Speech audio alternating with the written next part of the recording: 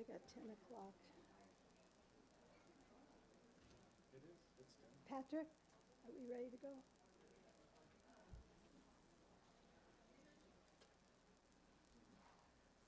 Good morning, everyone.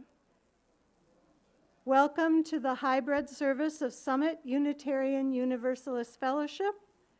My name is Joani Mountain, and I'm the service associate this morning, and we're happy to have people here in the sanctuary, and as well as folks hither and yon joining us by Zoom.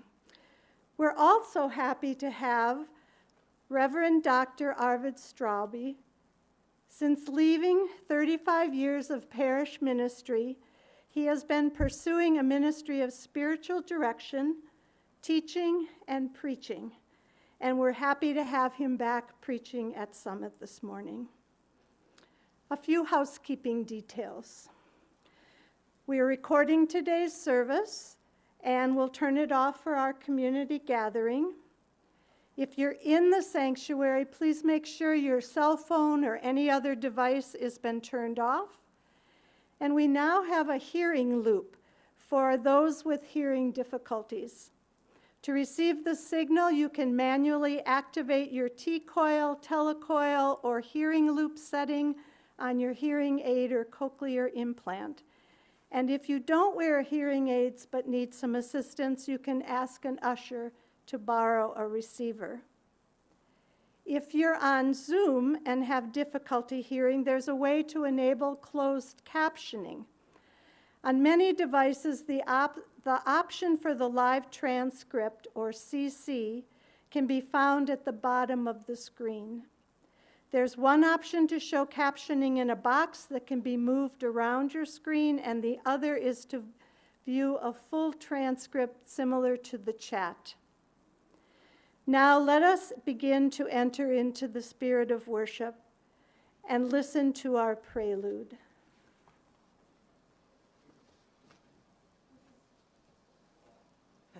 One sec. This is Radiant Pinnacle by African-American composer William Grant Still, 1935. And he is writing to describe man's aspiration toward God.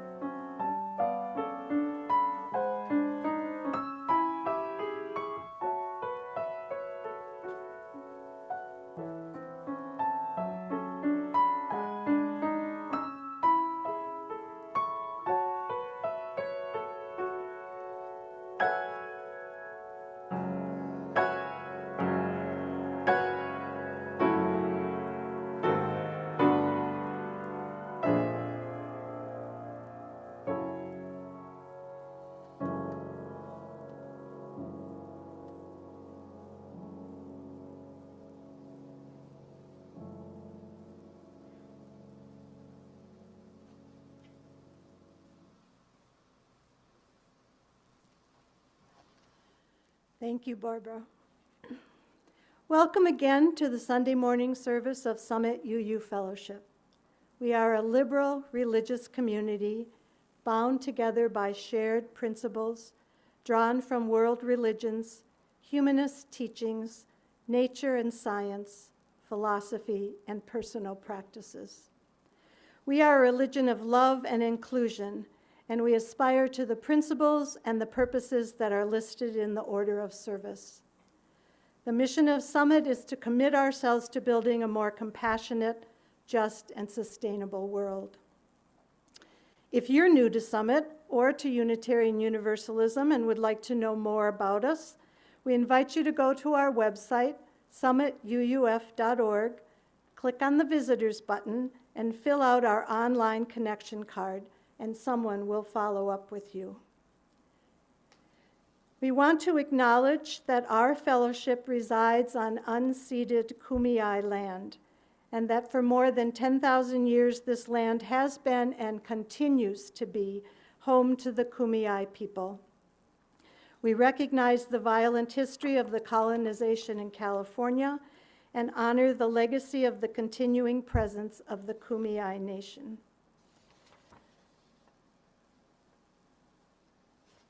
I forgot to ask you, I think, to turn off your cell phones or any other devices. Did I say that? Oh, well, I have no memory these days. So we have an announcement from Jim Weed.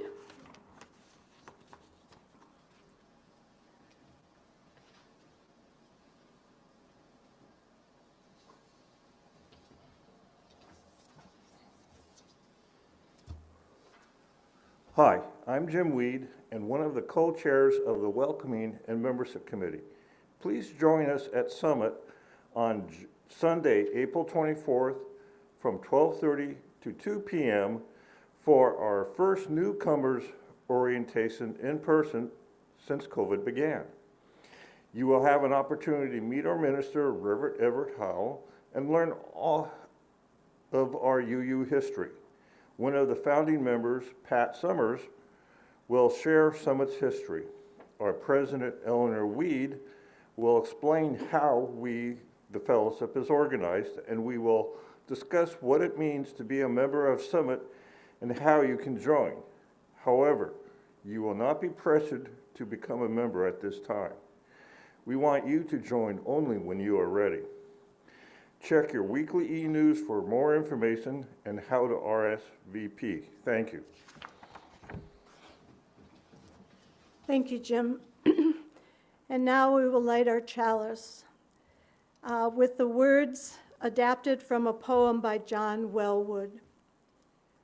We light this chalice and listen to the wind singing in our veins.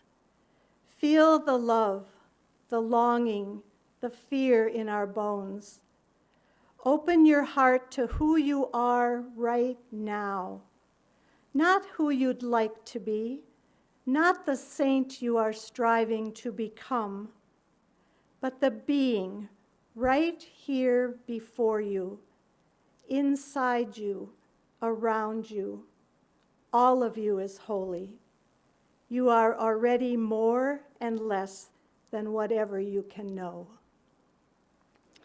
And now let us sing while muted at home and humming here with your mask on in both English and Spanish to reflect the multilingual culture of our region.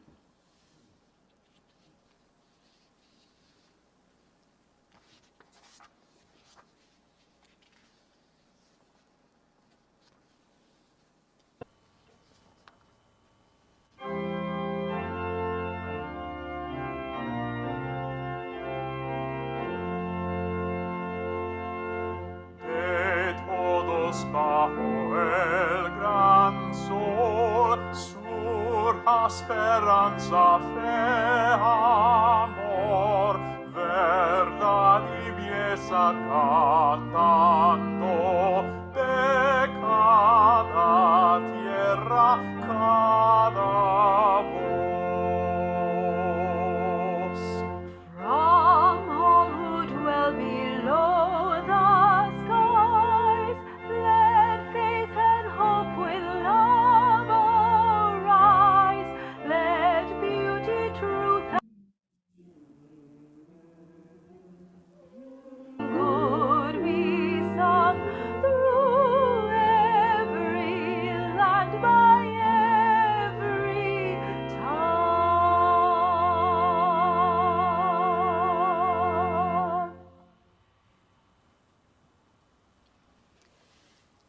and join me in the UU aspiration.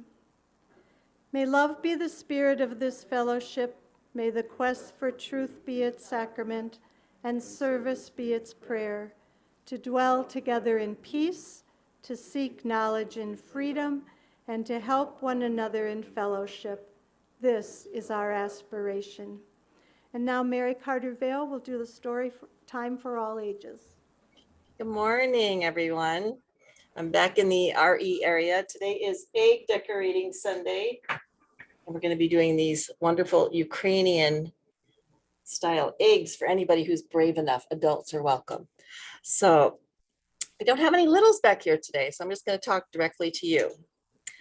Oh, I spoke too soon. We have some, come on in, guys. We have some who've just joined us. So today we're talking about the life of the Buddha. I know in the order of service it says the birth of the Buddha, but we're going to talk a little bit more about Buddha's life. And this is from Tapestry of Faith, which is one of our middle school world religions courses. So come on in and sit down, guys. So the name Buddha means enlightened one. Have you ever heard of the Buddha, guys? You ever heard of the Buddha? No? Come have a seat, come on. So the name Buddha means enlightened one or awakened one. However, the founder of the Buddhist religion was not born enlightened.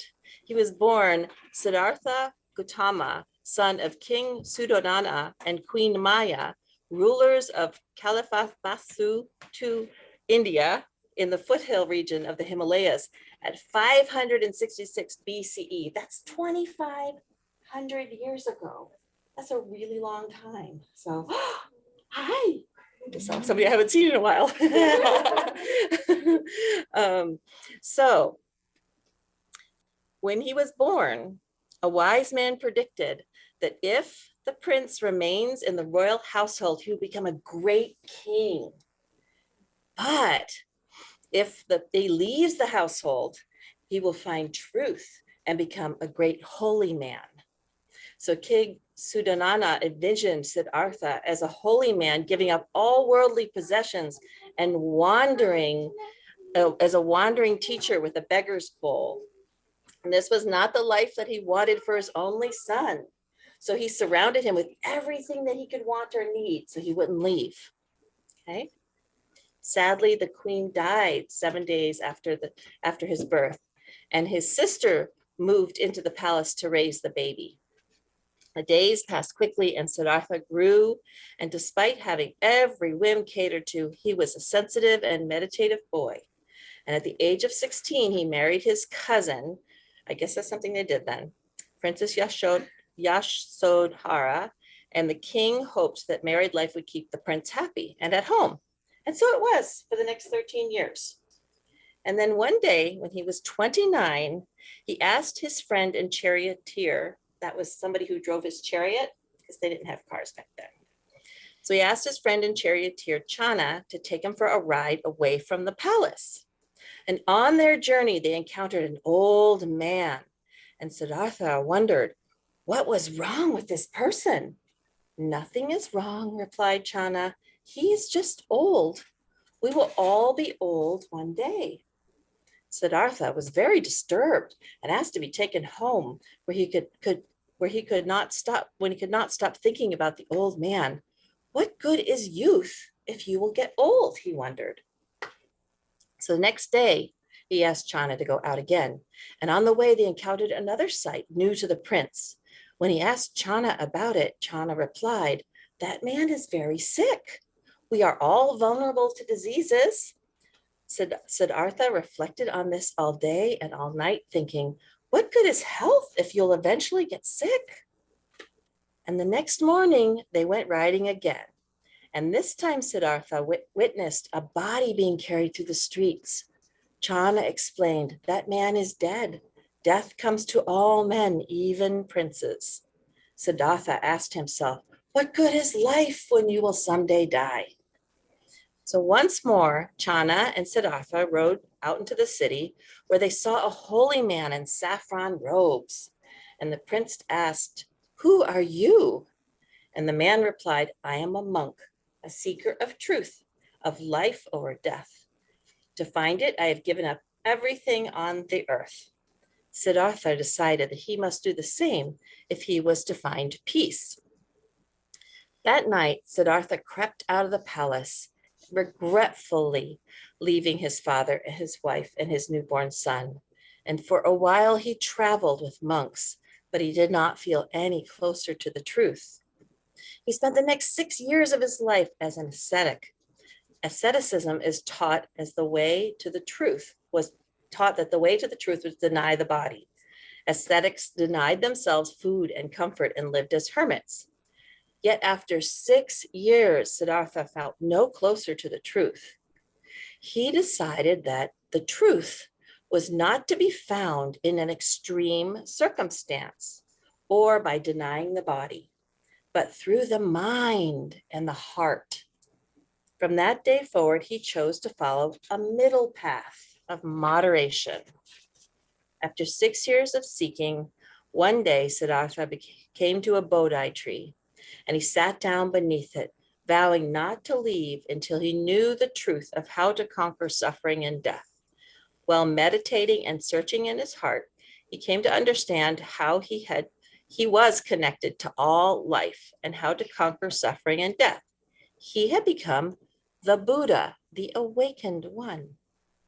He expressed what he learned in 4 noble truths. Life is suffering. The cause of suffering is selfish desire. The end of selfish desire will end the suffering, and the way to end selfish desire is through the Eightfold Path. The Buddha shared his insights with many disciples across the land, including his father, wife, and son, who joined him in practicing this middle way. And at the late age of 80, he lay down and entered permanently into nirvana, the state of eternal peace without rebirth or death. And that is the story of how Siddhartha became the Buddha. And that is what I have for you today. And welcome. So thank you for being here and for listening to my story. I hope you enjoyed it.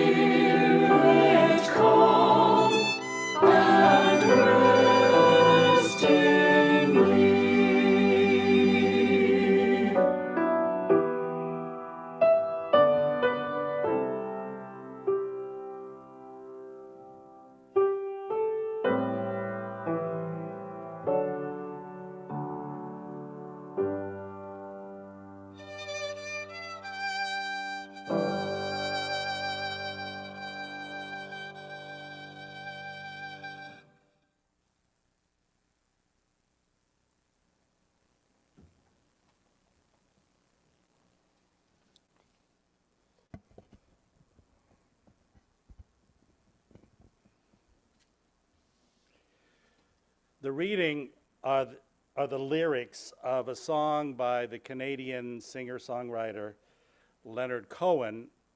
They describe an experience that he had while he spent some years as a Zen monk, an experience of letting go of any sense of a separate identity and completely becoming one with his experience. The light came through the window straight from the sun above, and so inside my little room there plunged the rays of love. In streams of light I clearly saw the dust you seldom see, out of which the nameless makes a name for one like me. I'll try to say a little more. Love went on and till it reached an open door, then love itself was gone. All busy in the sunlight, the flecks did float and dance, and I was tumbled up with them in formless circumstance.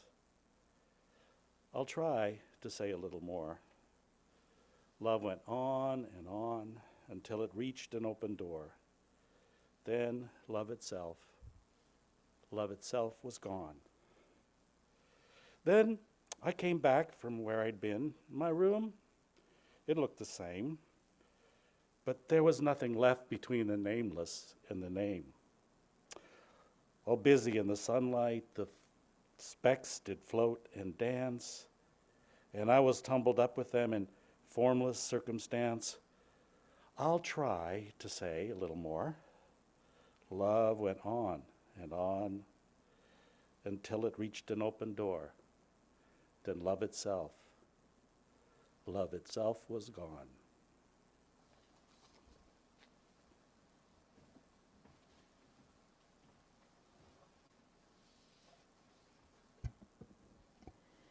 We are a fellowship supported entirely by the voluntary generosity of our members and friends, and we greatly appreciate the faithful pledgers who continue to keep up their monthly contributions. If you are moved to make a contribution today, we encourage you to do so. It's easier than ever to reach our virtual plate. The link can be found in the chat box and take you directly to the donation location. And for those of you in the sanctuary, the ushers will pass a basket, and we will now gratefully accept your generous donations during the musical interlude.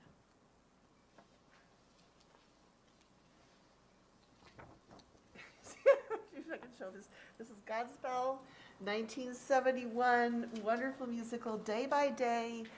Oh, dear Lord, three things I pray: to see thee more clearly, love thee more dearly, follow thee more nearly. Day by Day.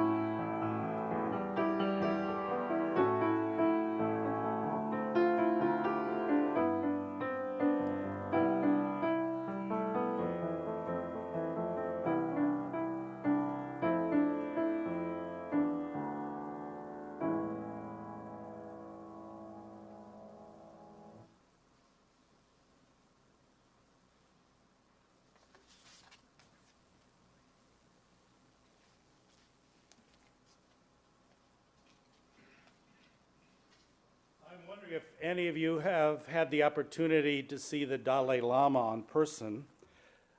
Yeah, okay. You know what I'm talking about then when I say that he exhibits a deep kindness, an awareness that's palpable, a wisdom, and somehow manages to be completely natural and unpretentious. And you know, they say that he's an enlightened one. And I've also been in the presence of the late Vietnamese Zen master Thich Nhat Hanh, who gave me the Dharma name, Patient Friend of the Heart, which I think was aspirational. I quote him a lot in my preaching because his deep insights into the nature of the human condition and human suffering, and his understanding of what life in today's society is like, and how he can express complicated truths, made those teachings so valuable. And they say that he was enlightened. So, what's enlightenment? At the beginning of a meditation retreat that I attended with meditation teacher Shinzen Young, he had us sing the Rolling Stones song, "Can't always get what you want. You can't always get what you want. You can't always get what you want." And then he said, "But if you practice diligently, you have a very high probability of attaining a happiness that is not dependent on external conditioning." So that's a pretty good definition. Most people think that enlightenment or awakening or the deepest spiritual fulfillment is just for a few special people. And maybe you don't believe in it. Or maybe you think that it's not something that's a possibility for you. Or maybe you think enlightenment is not for you because you have yelled at your kids, or because you hate your boss, or because you judge people all the time, or because you're not perfect. And I say, don't sell yourself short. We're all human. We have the same basic neurological equipment as the Dalai Lama, as Thich Nhat Hanh. We all have Buddha's brain, if you think about it. I venture to say that you've already had enlightenment experiences. Most people have had experiences in nature or in a deep, loving encounter with another person, or even during times of danger, where they have let go of their sense of an individual identity and have just become one with a deeper reality. So I'd like to invite you to do a little bit of meditation with me. It's a very simple meditation. So just being aware of your sensations of hearing, seeing, thinking, and just being aware of the experience of your mind and body as if there was no problem to solve, as if there was nothing to figure out. So give that a try. Just experience. No problem to solve. Nothing to figure out.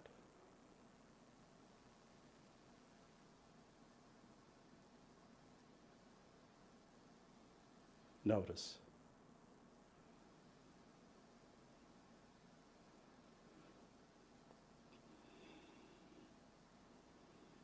If you start trying to figure out how to do this or something, just let go of that. Just notice. Nothing to figure out.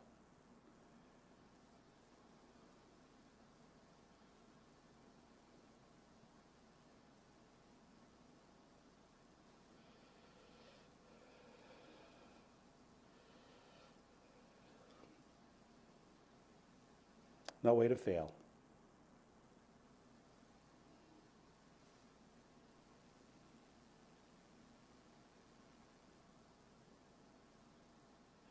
Listen.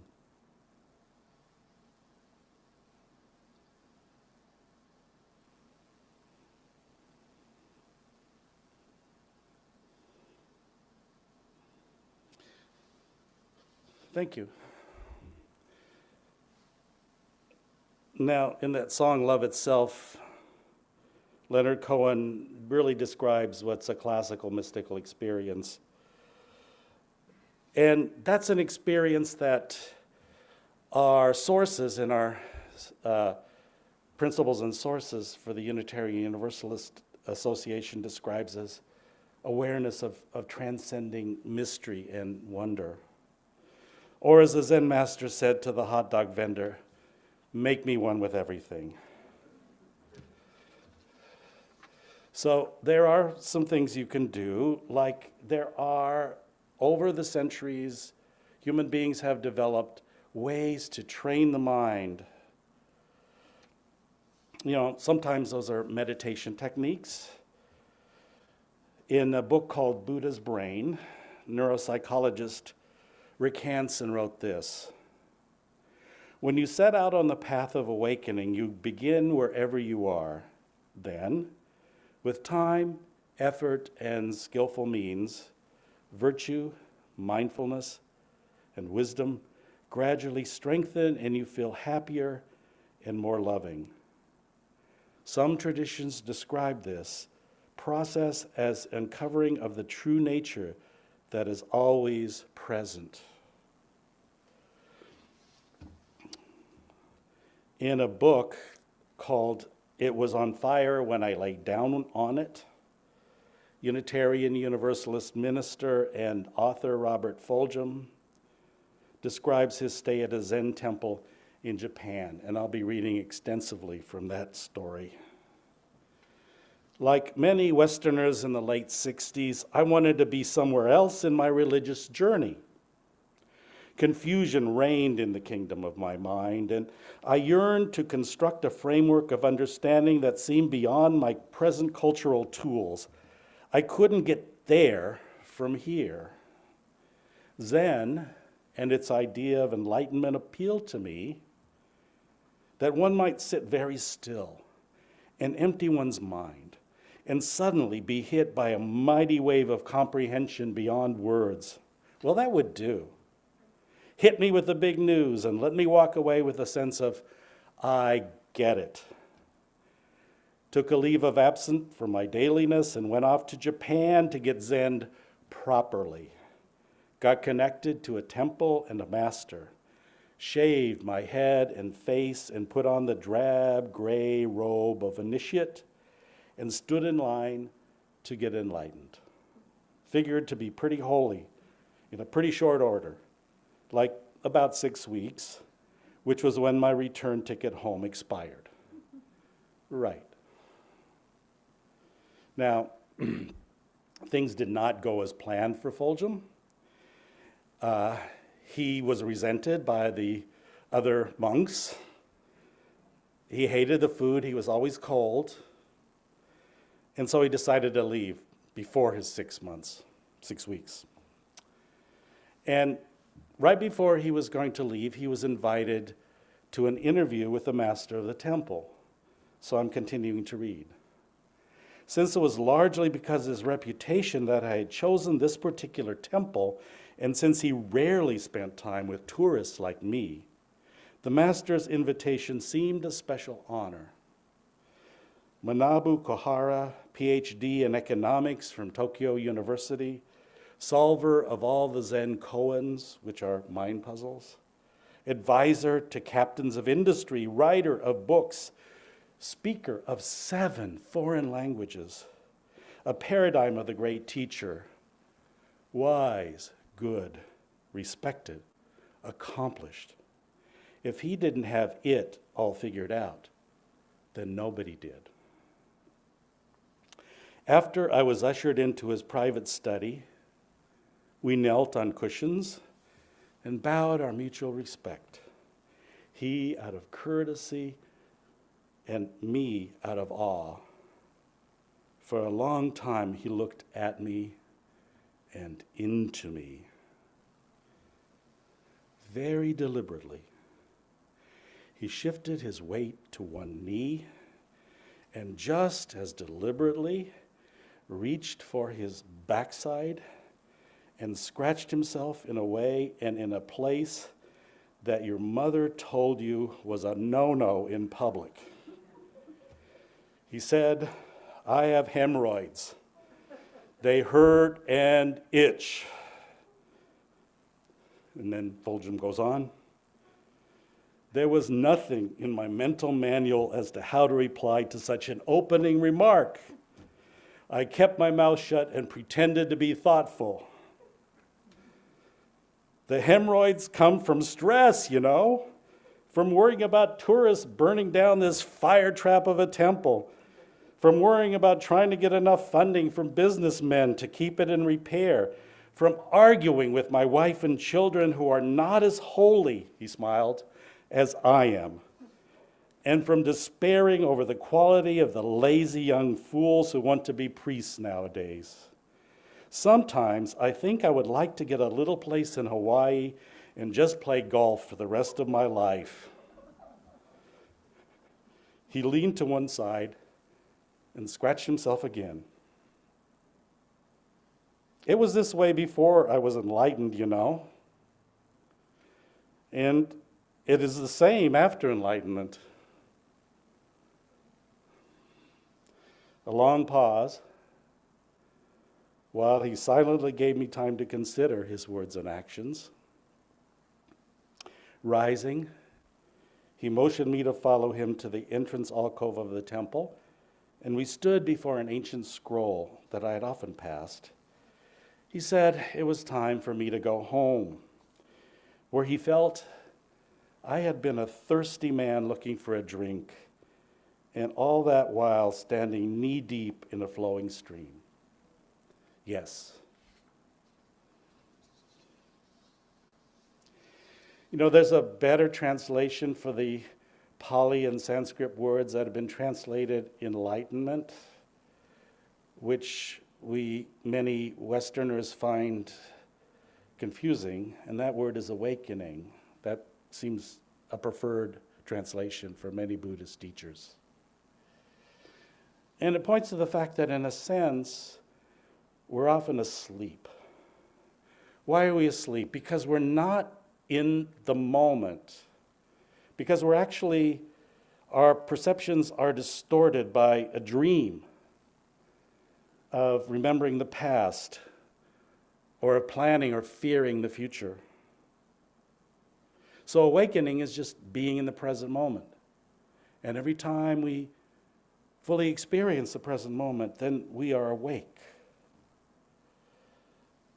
So I'm reminded of the saying of another Zen master: magical power, marvelous action, chopping wood, carrying water. There is a tradition that says that the spiritual path is what you are doing right now. You're sitting there being enlightened.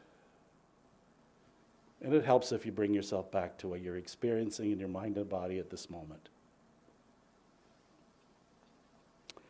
One of my teachers, Rodney Smith, wrote, "All moments are equally precious when we abandon the belief that there is a more spiritual, useful moment than this one that we're in.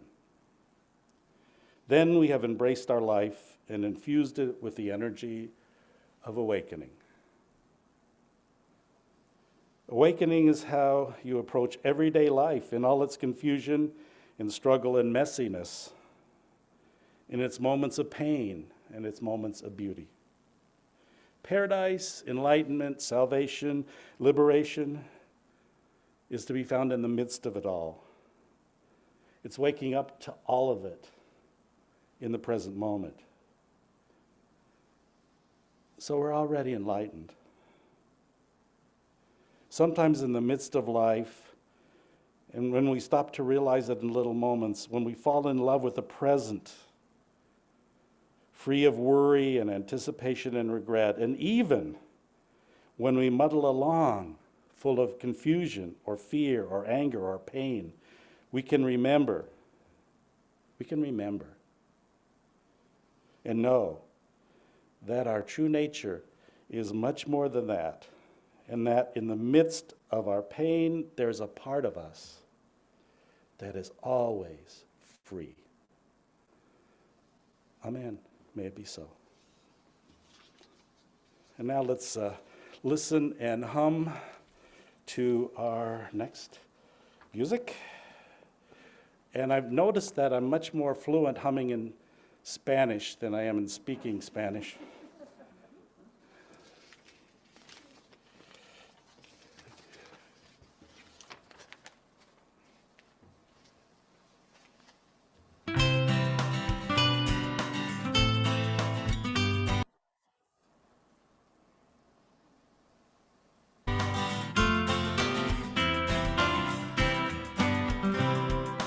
Blessed Spirit of my life, give me strength through stress and strife. Help me live with dignity. Let me know serenity. Fill me with a vision. Clear my mind of fear and confusion. When my thoughts flow restlessly, let peace find a home in me. Spirit of great mystery, hear the still small voice in me. Help me live my wordless creed as I comfort those in need. Fill me with compassion, be the source of my intuition. Then when life is done for me,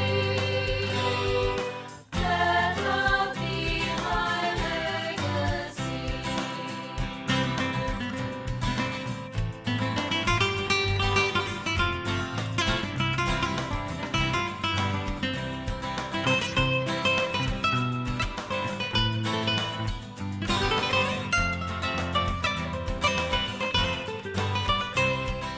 Fill me with compassion, be the source of my intuition. Then when life is done for me, let love be my legacy. Then when life is done for me, let love be my legacy.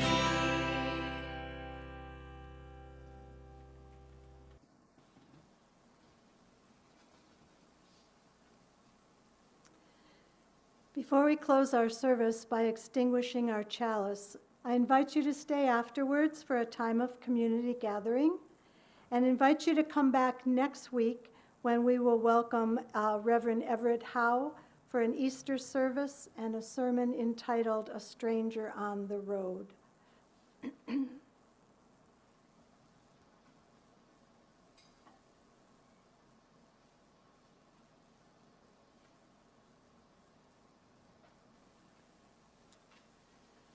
We extinguish this flame, but not the light of truth, the warmth of community or the fire of commitment.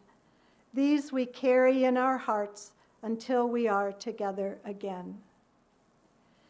Ask if you're not staying for the community gathering to please exit quietly and do your social distance chatting outside.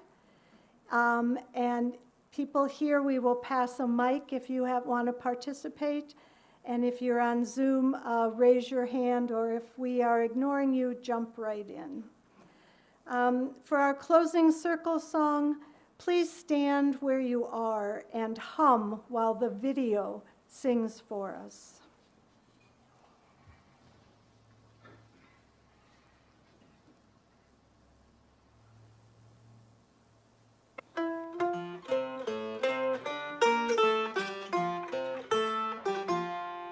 Together, hand in hand, in fellowship we stand. Before we go, we'll share the glow of standing hand in hand. Together, hand in hand, in fellowship we stand. Through laughter, tears, through hopes and fears, together we shall stand.